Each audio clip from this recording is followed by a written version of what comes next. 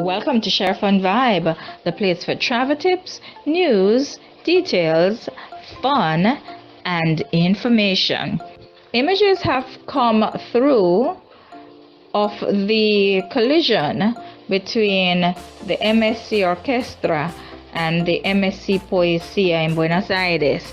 It's interesting too because one of my colleagues was on a princess sailing, and it was quite a stir in that port in Buenos Aires. But of course, we're happy to report that the damage was surface and there was no harm either to passengers or crew of either vessels.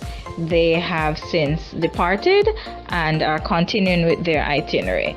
But just so that you have a first-hand view of this occurrence, and to also reassure you that cruising is a safe and very solid way to see the world, we thought we would bring this footage to you.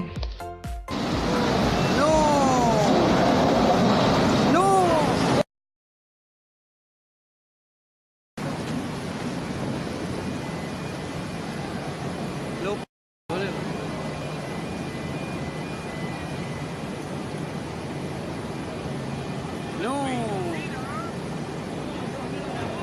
papá, esto está sucediendo en vivo en Puerto Buenos Aires.